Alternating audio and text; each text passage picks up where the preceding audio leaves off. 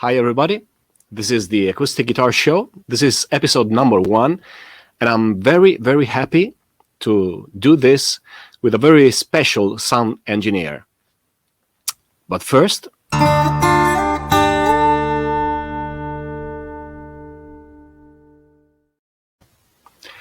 ladies and gentlemen, here's John Wood.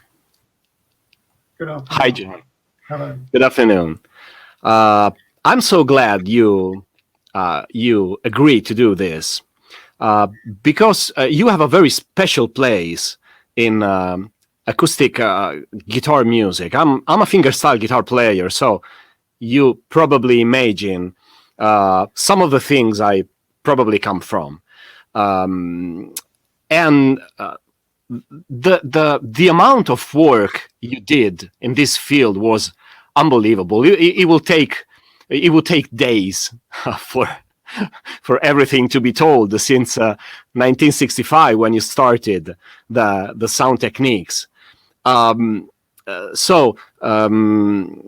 Just for people to just a small introduction could be saying that you recorded everything Nick Drake recorded. You recorded Pink Floyd, Fairport Convention, incredible string band, Jethro Tull, Cat Stevens, you name them. London in those days probably was a very interesting place, wasn't it? Well, I suppose so. Although by the time, a lot of the time we're talking, I also was working in America, and that was just as interesting, I have to say. Maybe more. So anyway, you were working at Decca before, right before? No. I started at Decca, and then left Decca, and then worked.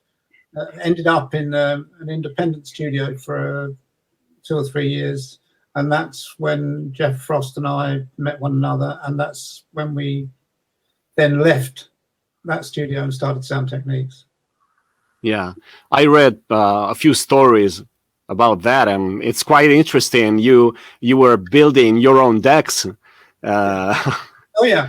We didn't have unlimited funds, and so we hadn't got much options. So yes, we started building equipment, and as a result of that, the business Sound Techniques then became a split business, and one half of it made equipment, which is what Jeff Frost did, who was the other half of Sound Techniques. He ran that side of it, and I ran the studio. And So were you already trained as a sound engineer right before, or you learned in the process? In those days, there was no formal training. The only way you would learn would be as an employee. So, and that started at Decca, and then after that, I suppose, even at Decca, there was no real formal training. You learned on the job, and a lot of a lot was down to experience and the way you taught yourself, and what you observed from other. It was a small industry, and what you observed from other studios and other engineers, and listening to other material. Yeah, in Italy we have this saying: "Is steal with your eyes," which I suppose. Yes, well, steal with your ears and your eyes. Steal with your ears. This is a good one. So I would like to use your experience, because this is pretty interesting. I mean, because of what you just said, that you didn't have unlimited funds, you had to deal with what you had. Yes. Which brings us to the very foundation of recording an instrument like acoustic guitar, which is the performance, the capture, and then the mixing, right? Yeah. Yes. But basically, yes, I would say yes, first and foremost is material and performance. What if I say acoustic guitar to you? Well, first thing is the word acoustic, isn't it? Because, Good answer. because the first thing I would do recording an acoustic guitar is to see what it sounded like to me standing in front of it. Good point. Because that's the way I've always worked. That's the sound you're going to try and capture, and if you're lucky, you're going to capture it in a way which you can use. Manipulation's a bad word, but you need to capture something like that in a way that you can magnify the experience for the listener, because no longer would the player be sitting in front of you when you hear the recording. You've just got a pair of loudspeakers. So you've got to make what you've got to somehow translate what you're hearing standing in front of it. Yeah. In a way that you can draw the listener in at a later when they hear it. Excuse me, she knows. Yeah, sure. And I heard that I was reading that the room at Sound Techniques was very well sounding, or at least it was interesting to record in. Yes. Part of, again, if you're recording acoustic instruments, part of the sound you're going to capture is going to be because of the environment you're recording in. So if you are recording, a lot of amateur studios are very dead. You know, if people are recording at home, they think they're going to put foam all over the walls, and so as soon as the sound comes out of the instrument, it sort of drops on the floor and disappears. So you want to be able to record in an environment, acoustic environment that doesn't kill the sound as soon as it leaves the instrument. Yeah. And particularly with a guitar, you're worried about the high frequencies dying quickly. So if you are recording in a dead environment, you know, where people put foam and stuff all over the walls, then that will immediately kill any sort of higher frequency ambience. Yeah. And the air, it just takes what I would describe as air out of the sound. Yeah, sure. Of course, this is probably creating some problems if you don't deal with the room in the best possible way, right? Well, yes. So that, you see, things have changed a lot now. I mean, I have to sort of dip into the past about this. Recording studios, acoustics, were designed originally in mind with everybody in a room playing together. Yeah. That is something that is no longer prevalent. Most people now think you can record in any old environment, and you're either going to do it one at a time, or with people in separate little booths, so that you've got ultimate control of every instrument afterwards. Yeah, sure. When we were recording in the 60s and 70s, particularly, the idea was to record as much as possible at the same time. I mean, yeah, sure. That's how people worked. You didn't have enough tracks. We had plenty of tracks. Even if we had enough tracks, we wanted to do it. The idea was that a recording was a record of a performance, if you like. Yeah, sure. It wasn't a standalone item. You know, you were actually recording, and a performance required, you know, everybody, well, not everybody, but quite a lot of people to at least play and sing at the same time. And so the acoustics of a studio were designed to achieve that effect. So that you played in a controlled atmosphere, not in a dead atmosphere. You played in an environment which was conducive to everybody hearing everybody else without everybody having to wear headphones and so on and so forth. And that's how studios still were then. So Sound Techniques wasn't designed to record acoustic guitars. It was designed to be able to record up to 25, 30 musicians simultaneously. Yeah, sure. And you knew the room very well, of course, because you worked in there for a long time. Did you have your preferred spots to record, for example, an acoustic guitar? Were you looking for a different spot every time because of the sound you were looking for? No. The room was set up pretty much because of where you would always put the drum. You know, you would always have one area where the drums would go. We had a big Steinway grand piano. You didn't want to push that around every 5 minutes, so that didn't fit you. So that's you worked around. So you had basically a pretty much standard place where you put everybody. And the way we worked, again, because it was set up for we were set up for recording up, set up to 25 odd musicians, is that the rhythm section was in the middle of the studio, and then strings or brass or other players, electric guitar, would then spread out from that rhythmic center, so that so that people heard the rhythm section without having to necessarily put a pair of headphones on. Yeah, of course. Great. So, very, very general questions first.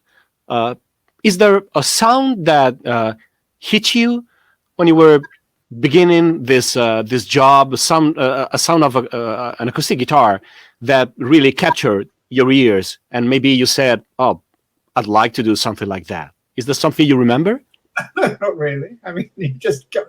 That's an acoustic guitar player, and you listen to what it was, and you would then record it. I mean, you'd use certain tricks. You'd have to use certain tricks if you were having a singer-songwriter at the same time. It was singing and playing the guitar at the same time. Yeah, we will get to this. Yeah, but otherwise, no. You just, that's the job. You do it in the same way as, if you've got a string section, you listen to it and you balance it out the way you think it should sound, and just get on with it. I mean, it's, in some ways, I think maybe it's instinctive. I don't know. I find it very difficult to analyze what I do. Yeah, probably today we have. I don't want to say too many questions, but back in the days, you were probably just dealing with what you had, or trying to do that in the best possible way. Oh yeah. I mean, the first Nick Drake album, which is 5 Leaves Left, I was quite limited in what microphones I could use, for instance, because we had I can't remember how many we had, but probably a dozen, maybe less. And you've got to remember we were recording strings at the same time. It was all done in a oneer. So the string section was being mic'd up, Nick was being mic'd up, the double bass was being mic'd up. So I'd have to ration out the microphone choice to decide which would give me the best results for that I could get with what the limited choice that I had. Yeah, sure. How many microphones on the strings when they were playing together? 4. First violin, second violins, violas. Sorry, 3, because there's no basses. So yeah. So there've been probably might have done 3 across the front. I can't remember, but there wouldn't have been more than 4. Yeah, I met Joe Boyd a few years ago here in Rome. He was presenting his The White Bicycles book. Oh yeah, that you probably read, and he told me that when you were recording, you just closed the listening on Nick because he was so good. He never failed, and you just were listening to the strings to listen if everything was going right. I don't know if that's quite true, but I mean, certainly Nick's performances were very, very similar. I mean, every time they were very good. Although Nick himself would sometimes think he would pick a performance over another, one of his performances over another, without much.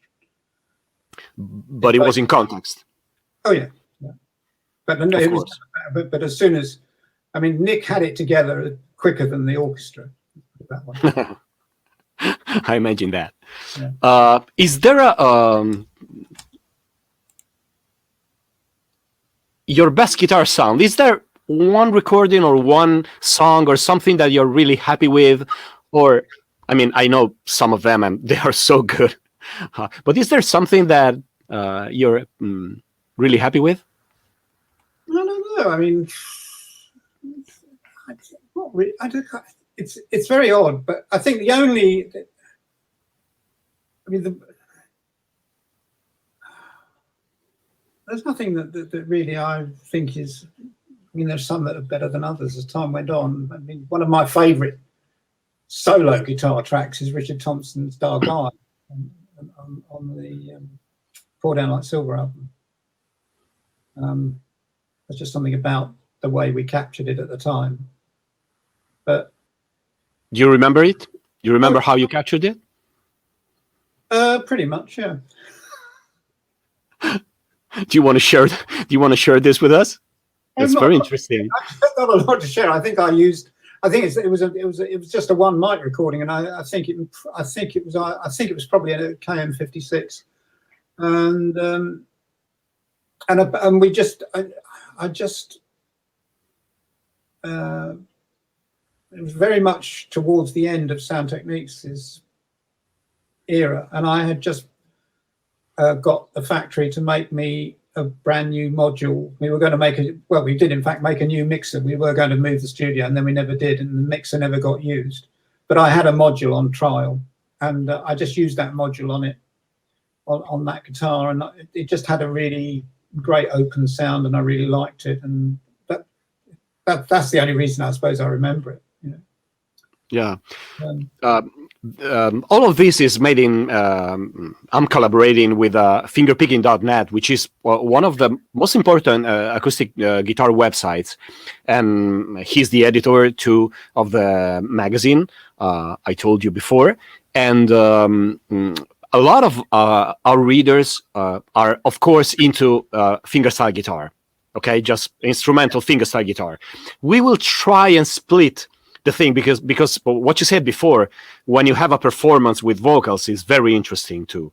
So about acoustic guitar, mono, stereo, or well, these days I do it in stereo, and I think the first time I ever bothered to do anything in stereo was Pink Moon, and yeah, and that was done as a stereo pair.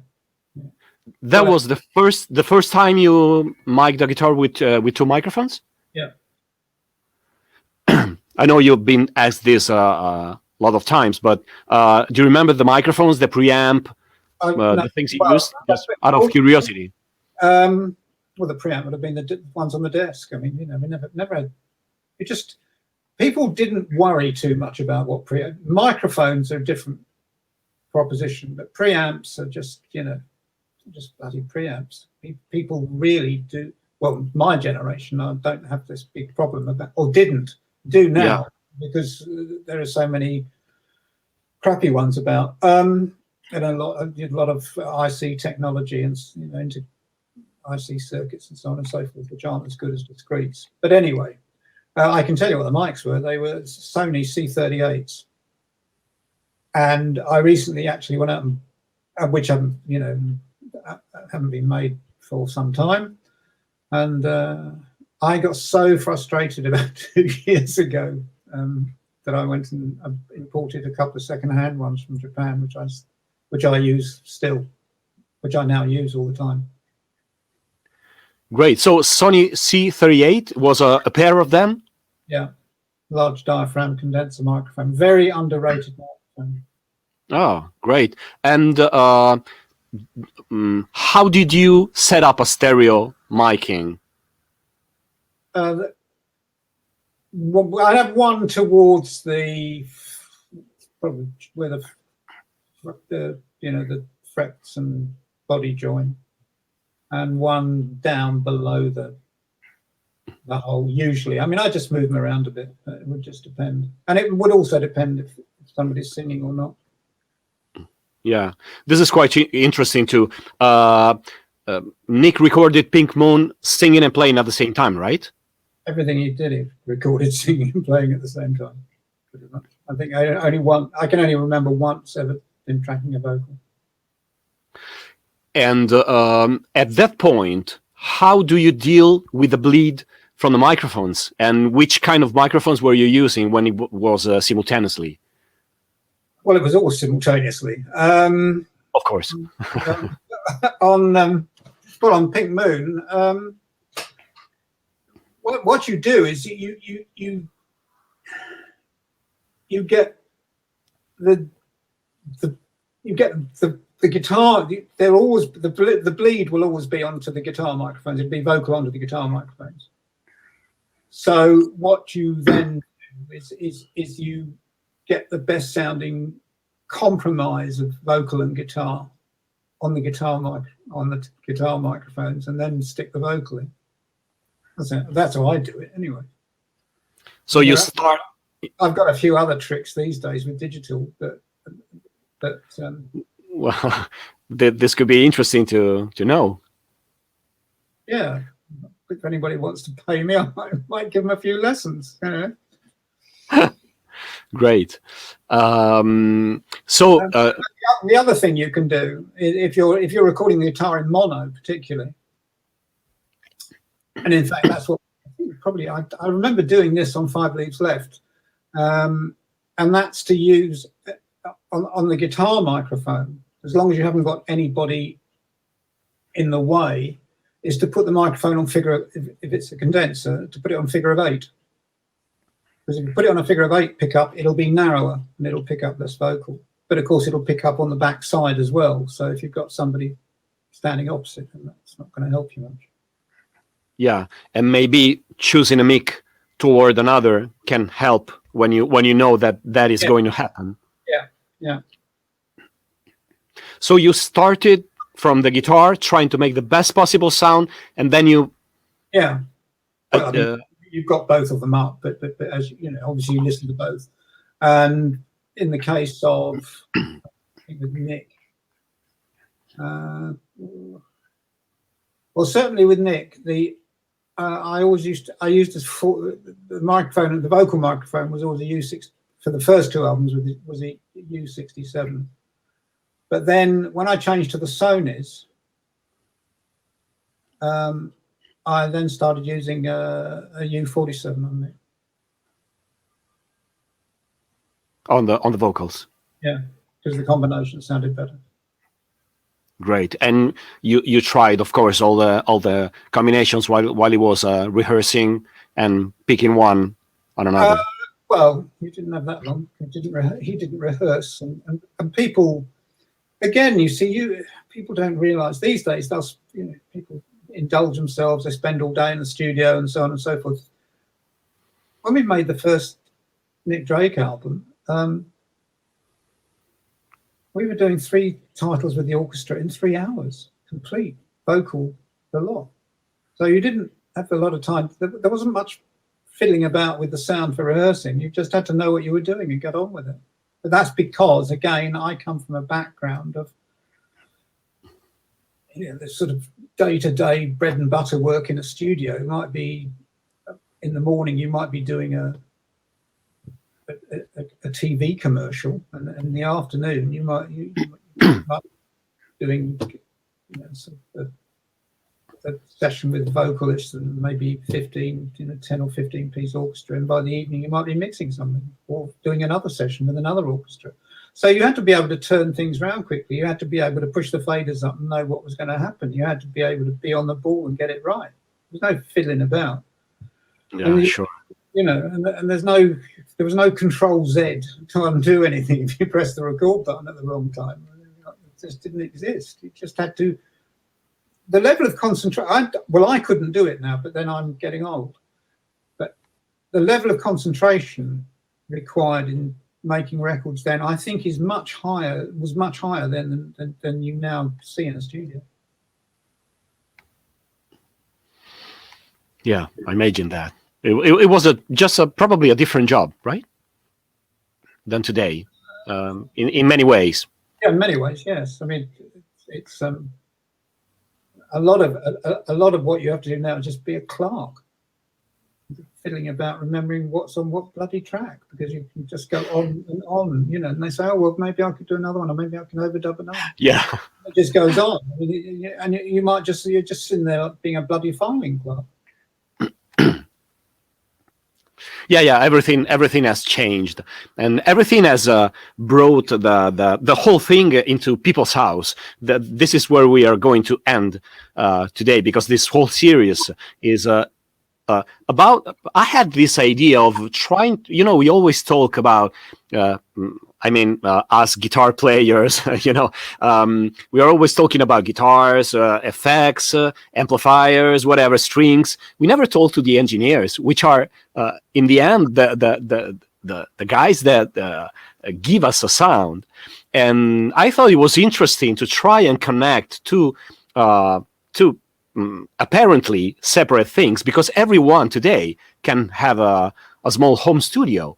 So why not try and listen from the good ones, what happens, and what will happen, according to suggestion. I don't think recording is different to much else these days. The arrival of personal computers, digital technology, really, it's like everybody can be a photographer, everybody can be a novelist, you know. I mean, because you can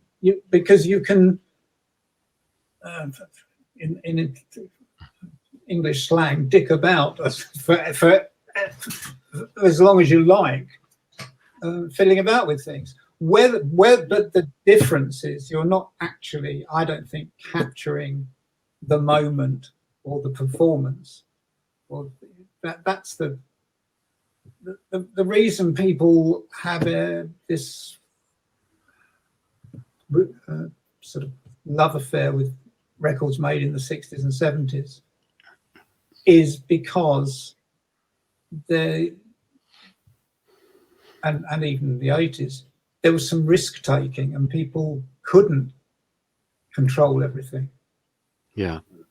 But now everybody now we live in a situation where everybody wants to control everything, where the element of chance is rapidly taking about. Yeah, but probably we will learn how to deal with that, and if another great artist is coming, he's probably going through that path today. So well, hopefully, yes, but it's difficult because people don't play together. I read an article in the Guardian 3 or 4 weeks ago, and they were just talking, and there are quite a lot of artists, you know, who are commercially successful, and they were interviewing them about working in lockdown, and most of them said, well, it doesn't really make a lot of difference because we like working on our own because we can control exactly what we do, and so it's almost as though making music's got more like painting. You just do it on your own, whereas I come from a background where making music should be an association of 2 or 3 people. yeah, sure. Not for us fingerstyle players, because we are always alone. So let's talk about frequencies. What do you think first? The first things that come to your mind when you think of an acoustic guitar? Well, in frequencies, do you mean? Yeah, I mean some low-end problems or some high-end. Well, I mean, the first thing that I think about is recording it with some space around it, so it's not, you know, so it's just so it feels free and airy. So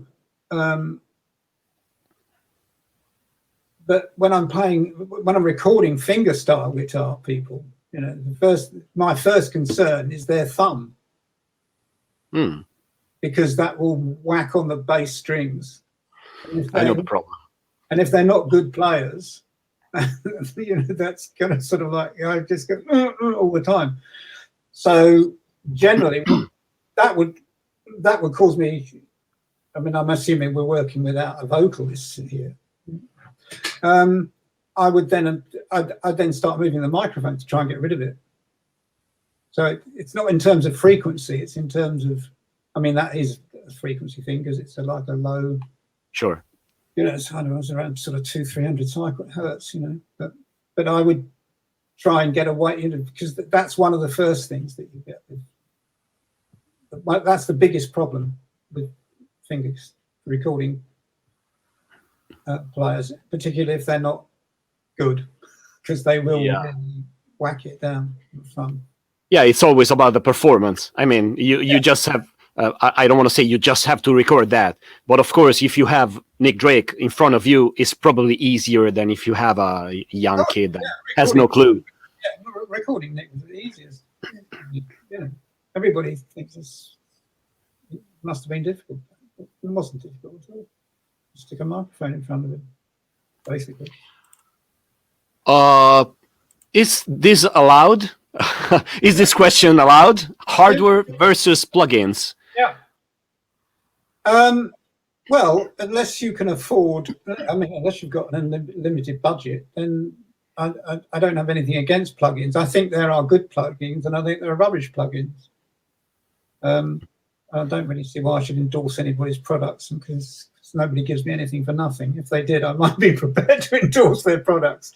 But there are mostly the ones I use. I have to say are pretty expensive, and they use a lot of processing power. Yeah. Because again, if you want for the sound I like, I work at 88.2, 24-bit, and if you work any lower than that, you get a bit of a you get too much of the transients for me on the high strings. As you pick at the high strings, you know, you get you can only describe it as it's not obvious, but you get that sort of pingy attack, which I don't like. So that's one of the reasons I use the microphones I use, I suppose, because some microphones I don't like because they've got, you know, they're too bright. I don't like anything that's too bright. I don't like anything that's gives it that sort of snap at the front where the string's hitting. So I work at a high resolution. By working at a high resolution, I get rid of that to some extent. I'll also use analog.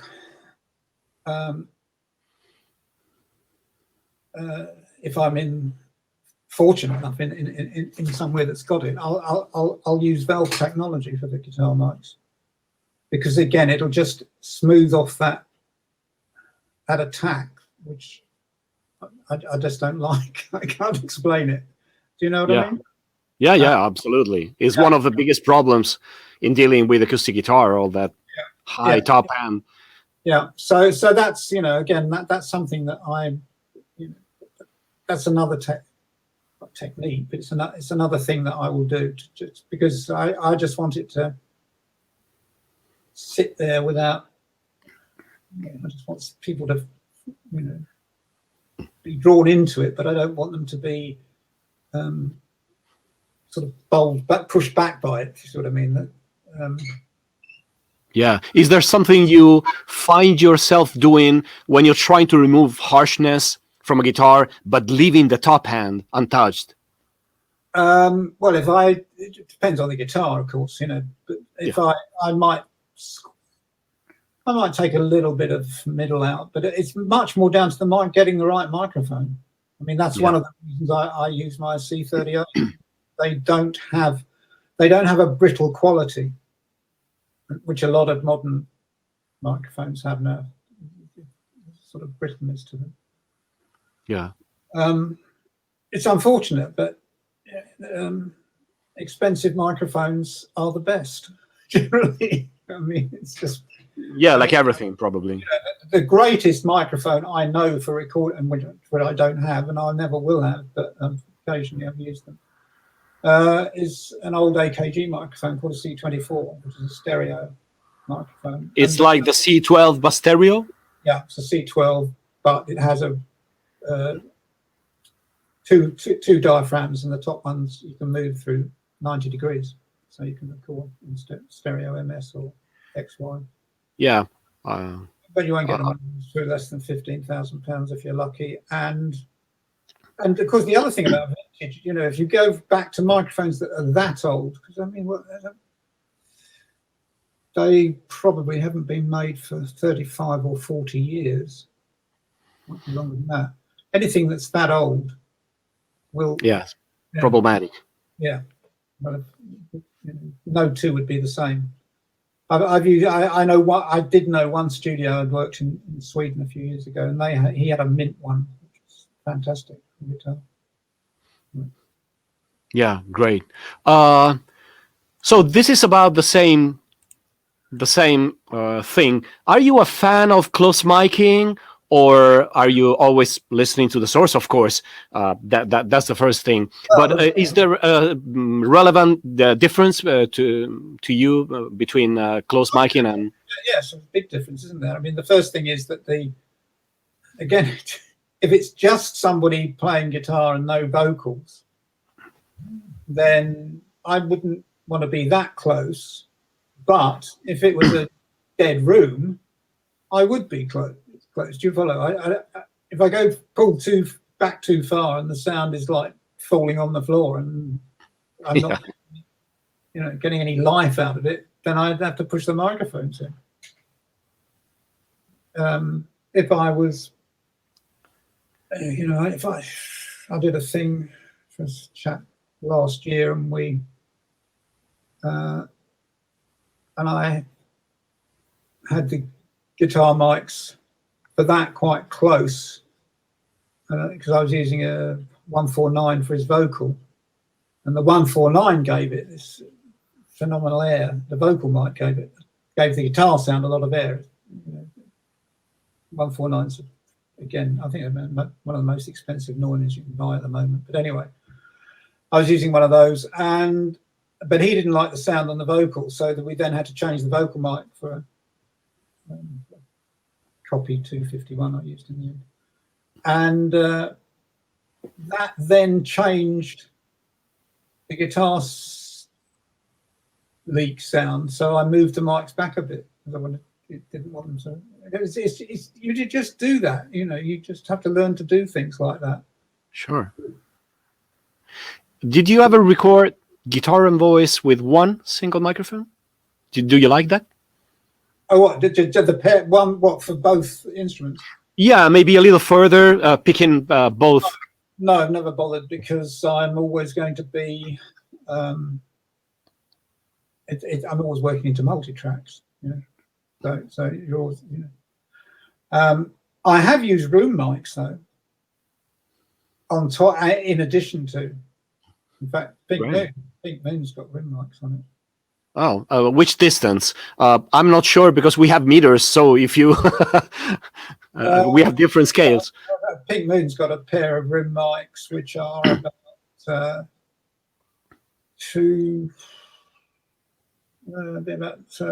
maybe 2.5, 3 meters. I can't remember exactly. Maybe 2.5, 3 meters away.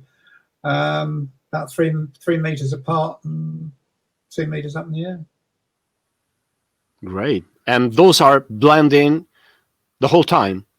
Yeah, I can't remember how much I used. I know I stuck them up. But God knows if they're on the mix or not. I can't remember. Yeah. Are you a fan of compression or EQ in the recording before, while you're tracking? So you have to be very careful because. Yeah, I'd sooner. When I started, you didn't have much option but to do it when you were tracking, because you'd have 3 or 4 things on one track, so you do it when you did it. You would do it. Generally, I will do it when I'm tracking. I'd sooner do it when I'm tracking. if because digital EQ will sound different.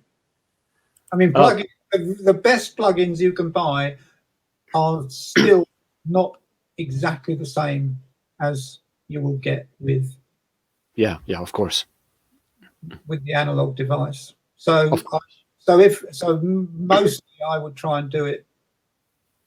I might not do it 100%. I might twiddle a bit afterwards, but if I would generally try and do it on the recording. But before that, I would generally try and choose the mic that made the recording sound but the way I wanted it to sound. I would change a microphone before I would touch EQ generally. Yeah, sure. That's a luxury that you know you're only going to get in a professional studio. Yeah. Are you compressing in? I mean, how much do you like compression just to get the peaks, or? I don't use compression on recording an acoustic guitar usually at all. Oh, great. I don't like compression much. I won't. I'll use it on vocals. I'll limit and compress a vocal, but I won't do it very. I mean, sometimes you do it on a guitar to get out of trouble for some reason or other, but as a rule, I wouldn't do it. And I will. Again, this doesn't apply to single instrument stuff, but I will never compress a mix. I'll let my mastering engineer do it. Yeah, sure. Because once you've done it, it's there. You can't undo it. Yeah. When you mess with it, it's over. Yeah, exactly. I read that you were kind of a genius with plates. You were setting up and tuning all the reverbs you had available. I read some very interesting things about the placement in the room, the humid side of the wall or whatever. Well, so I am a bit of an. That's the one thing that not frustrating, but one of for recording, I don't have a lot of preferences. I mean, there's some places I'd sooner use than others, but generally, I'm fairly happy providing the equipment works well and to record anywhere. But when it comes to mixing, then I'm really picky, and the reason I'm picky is because of reverb. And when we had Sound Techniques, we did actually have plates. The guy who was my chief engineer, he used to set them up, but we had because they're an electromechanical device, they're not empirical, it's not an empirical you can always rely on. So it does make a difference, how you set them up and what you do with them and all that stuff. Pretty much every studio that you worked at, although they all used the same device, which is these things called EMT echo plates, they all sounded different because of the way people just set them up or sighted them or EQ'd them or whatever. And so, although I used to record all over the place, I would always try and mix at Sound Techniques because I liked the plates, because they were the way I wanted them, basically. And that's Joe Boyd and I used to mix in a studio in America called Vanguard, and that was because we liked the plates. That was the thing. And occasionally, and a couple of studios I've used had really great live chambers, and they were both in the States. These days, you're stuck with digital. Well, I am, stuck with digital devices, and I've just learned to make them work the way I want them to work. Are you looking for that sound in your head? Are you trying always to go that direction?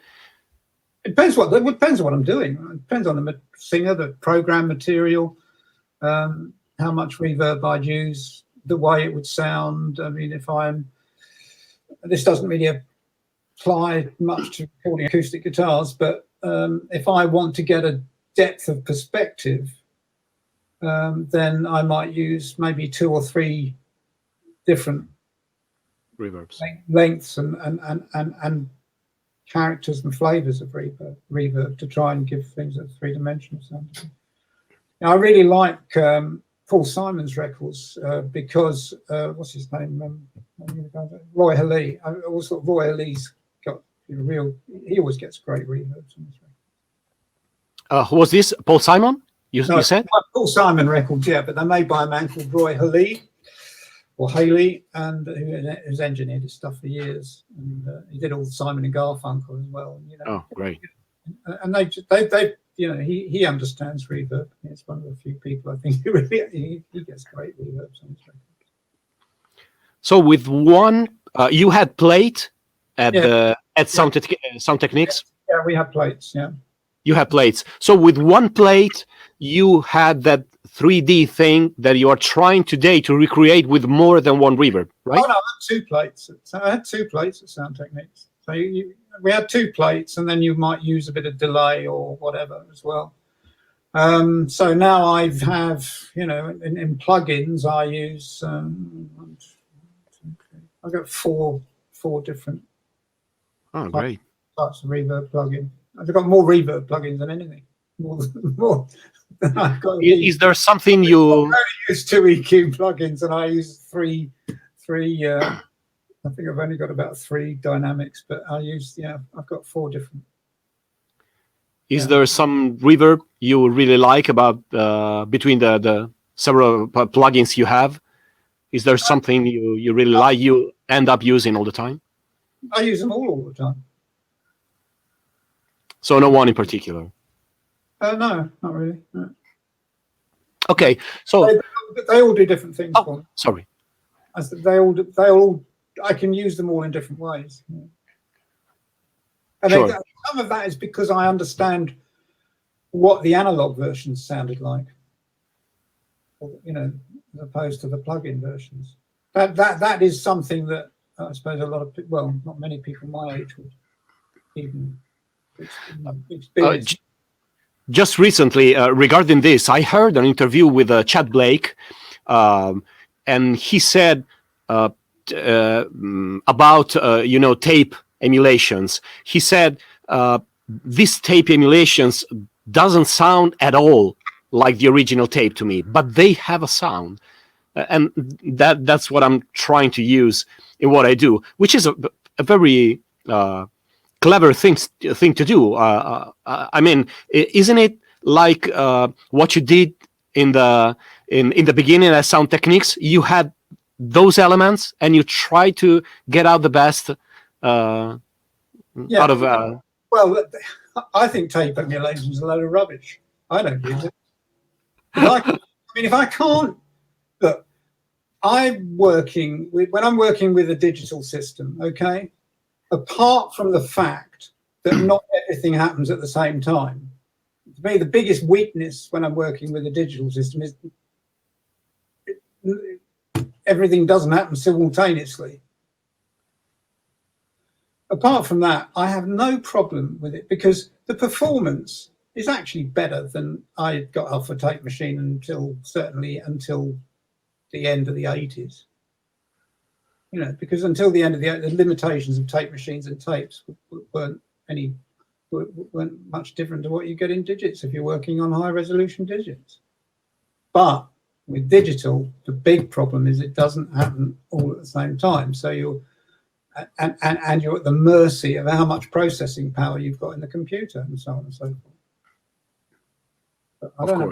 But I don't have a problem with, you know, so when I mix, you know, I don't need it to do it. Why do I want it to sound like a tape machine? It doesn't bother me. I don't have that problem. Yeah, great. So this is the thing we were talking about before, guitar and voice. So we spoke briefly about this. A lot of guys are today at home trying to capture their performances. Some of them have more than one microphone, some of them don't. You already told us maybe pretty much everything. Is there something you'd like to add regarding a live performance of a guitar and a voice? Well, some trick, some... Well, I can't think of any tricks. I mean, I suppose the first thing, if you're an artist and you're making a recording of guitar vocal, I think you need to decide I think you have to decide which has got priority, the voice or the guitar. I think that's probably a good place to start from. Yeah. So any compromise, because you're going to have to make compromises. You know, I make compromises all the time when I'm recording, and you're going to have to, so you're going to have to compromise somewhere. So you're going to have to set the base rules, if you like. For instance, if you were getting too much leak across if the guitar leak was unbearable and you couldn't handle it, I mean, one of the things you could try immediately would be to use something like a Shure microphone on the guitar. Now, Shure's not going to sound great on an acoustic guitar, I've got to tell you, but you're not going to get much vocal down it. Yeah, I imagine that. So maybe you could, stick a Shure and one other,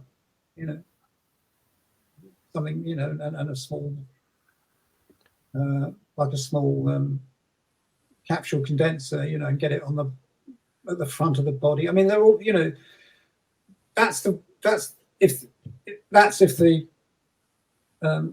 vocals. I think in some ways the vocal is probably more important, because if anybody who's going to listen to your recording is going to listen to the words and the vocal before they listen to the guitar. Yeah, sure. So that's that's one way you can look. You can keep yourself out of trouble, maybe. If it's the other way round, then obviously you could use a crappier vocal mic. Well, you could use something like a Shure SM7 for a vocal, very tight again, and you wouldn't get you wouldn't get any guitar down it at all. Yeah, sure. So I don't want to keep you here the whole day. I imagine you have plans other than me, but can we leave our listeners with one tip or something you might suggest from your experience if they are recording their guitar at home with or without vocals? We especially go to musicians or listeners that record just guitar, because this is a question I get all the time. The source, the better the source, the better the sound will be. So of course. And the source includes obviously the performance, the guitar. Yeah. The strings, and maybe looking for a good spot in the room where you are, because even if you have a single room, it's not going to sound all alike, right? No, probably wouldn't. But again, if you can get somewhere, I mean, you don't want to be in the bathroom, that's too live. But if you've got somewhere that's just a little bit liver than the average living room, then it'll just give that little bit of life to it. Okay, this is a very interesting subject, because everyone can deal with that without spending a fortune on gear or whatever. Even, I don't know, it depends how serious you are, but even if you stack 2 meter by 1 meter piece of wood behind you or something, even that would just gives it a bit more projection. Yeah, great. Everyone has a cheap microphone and a sound card today at home. I'm not sure whether you have a deep knowledge of all the things that are on the market, especially the cheap ones. But is there some microphone you can suggest which is not too expensive to record guitar? What do you call too expensive? I don't know. Yeah, it would be wrong of me to recommend a mic, because I don't cheap microphones. I imagine that. Funny enough, Shure SM7's a really good microphone. It's a really good microphone. Sounds good on vocals, would sound good on guitar. The only trouble, mind you, that's £300. So I don't know if that's. Well, it's quite reasonable. I'd say that's reasonable price. Yeah. But that's but they need a lot of gain. They're not, you need to push the gain up on those. So you might not get enough gain to drive sound. When it comes to sound cards, I don't know. I mean, I know people who like Focusrite Scarlett. Yeah, it's about £100, isn't it? One of those, I think. Yeah. No, I mean, if you wanted to spend what, 400 or 500, then I would say something like as I say, Focusrite Scarlett. Maybe look at Audio Technica small capsule. So that's probably going to cost you, what, about 400? Yeah, £400. This is something I didn't ask. For guitar, you go for a small capsule instead of larger diaphragm? A large diaphragm, no, most of the mics I use are large diaphragm, but they're not cheap large diaphragm. I think. Yeah, it was out the suggestions. This was just one of the questions. I use the cheapest large diaphragms I've got. I have two Warm Audio 251 recreations, and they don't sound like 251s, unfortunately. But they're about, you can get one of those for less than £15,000, and even then it might not work. So, and they, I don't know what, they're about £800 each. And I mean, a pair of those over the top of a drum kit, I'd actually think they sound better than U87s over the top of a drum kit. So, so for me, there are some microphones that I don't like, and that I wouldn't ever spend money on, and U87 is one of them, actually. Really? Yeah. They're so different from 67s and 47s. Yeah. So you never had them at Sound Techniques? Well, 87s, yeah, we did. When they first came out, we got some, and they were okay. But they've definitely changed them since then, anyway. I mean, and I never used to use them over the top of drum kits. I mean, they're okay. I wouldn't. My second-hand Sonys cost me around £1,000 each after the time I'd imported them and paid duty. Right. If I wanted a second-hand 87, that would cost me what, 1,500 or something. 87.